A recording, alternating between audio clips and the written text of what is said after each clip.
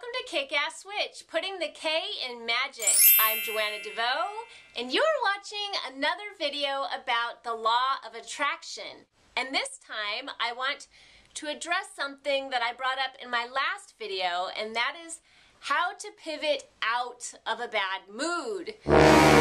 It's tricky, and different things work for different people, and once you get into the law of attraction and you start reading those books and watching those videos, you're going to come across all kinds of different techniques, and they all work.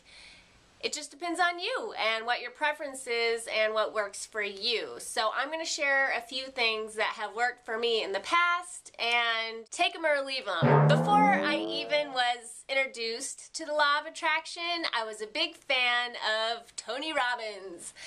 And something that he really emphasizes throughout his work is how to control the state that you're in, and how your state is actually what shapes your destiny. And he gives you a lot of techniques for changing the state you're in, improving the state you're in. And one thing that comes to mind, is so random, but I guess it worked for me. It made me laugh. And that is to make yourself laugh. And he recommended, I think it was in his book, Awaken the Giant Within, just when you're feeling really crappy and you're in a bad mood, as long as you are in a safe environment and not out like in the middle of the mall, although you could try that, is to just blurt out, "Hallelujah, my feet don't stink today!" or something equally ridiculous. And just in doing it, you already, you're like, oh, that's so lame. I'm not going to do that. I don't want to. Oh, I'm just not in the mood. But if you can get up the energy to actually project that out, it's just so silly that you are just going to feel a little shift. And if someone's getting on your nerves, he recommends like imagining their head shrinking really little and their voice shrinking really little, and you just sort of like take yourself out of the situation and watch them going on about whatever they're going on about from afar, and maybe just reframe the situation. So Tony taught me how to do those things before I learned about the law of attraction. A classic law of attraction technique that is often called moving up the vibrational scale is all about reaching for better feeling thoughts and moods, and not necessarily trying to go from like 0 to 60 in 1 second. It's about moving up from, let's say, hurt or sadness and feeling like a victim and feeling upset into anger, which is a better feeling vibration. It feels best. Some people just jump straight to anger, and that usually means that they are covering up or uncomfortable with feelings of hurt or sadness. But you can consciously move up that ladder too, and then ask yourself like, okay, well now I'm pissed.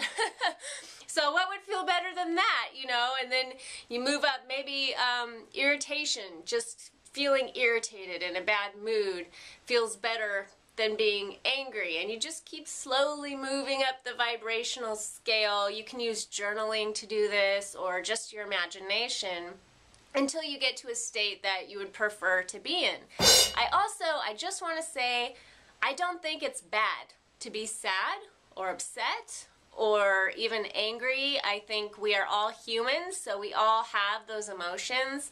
And I'm really a fan of catharsis and working through some sort of process so you can identify what's upsetting you and release yourself from it. So I really like journaling, and I recommend the work of Byron Katie if you are a person who feels like a victim a lot, or if you have a lot of self-hatred, or even if someone else is really bothering you and you have a lot of judgment on them. Byron Katie has something called The Work, and you can find it on the internet. I'll link to it down below, but basically it revolves around 4 questions that she has you ask yourself over and over and over again until you get to the bottom of what is really going on. And they are: 1, is it true? 2, can you absolutely know that it is true? 3, how do you react? What happens when you believe that thought? And 4, who would you be without that thought? It sounds very simple, and it is, but it's not easy, it's challenging. I recommend going and checking out her work because I don't want to get too much into that right now. I just want to mention that as a tool to bring yourself through some emotions rather than just skipping over them and being like, oh, la-di-da, everything is fine. And then Teal Scott also has a question process that she recommends people use, and I think that that is particularly good if you feel very afraid, worried about something, or insecure. It's a lot about projecting into the future, and what she has you do is ask yourself 2 questions. The first one is, why would that be a bad thing?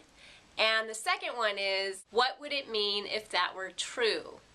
So, I don't know, you can continue to ask those questions just in a circle, and you keep going around and around with them until you feel that you get really to the bottom of what's bothering you and to the truth, and then you can start reaching for better feeling thoughts. All this really sounds like a lot of work, and it is. I mean, you can go around for the rest of your life being negative and attracting negative things to yourself because, as I said, like attracts like.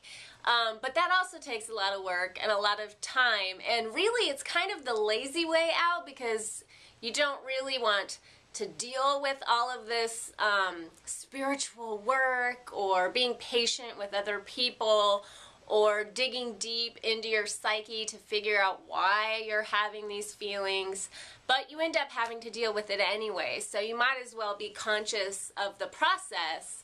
And if you're having a lot of trouble with being very judgmental, or if there is something within you that keeps drawing to you people that really push your buttons about a particular topic, I recommend looking up the work of Debbie Ford and her book, The Dark Side of the Light Chasers. It's all about shadow work. I'm sure I will make a future video about that, but I wanted to mention that as well. If you're just in a bad mood, if you just feel really irritated, but there's no real thought process behind it, it might just be your diet. And that's why I created the Sad to Sexy program, because I'm very passionate about this from personal experience. I did all the spiritual work and all the psychological work, and it was helpful to me, but I still had, you know, irritability, anxiety, and depression. You know, I'd go through long periods where I'd feel okay, but it kept sneaking back in, and the thing that finally fixed that for me was working with my diet.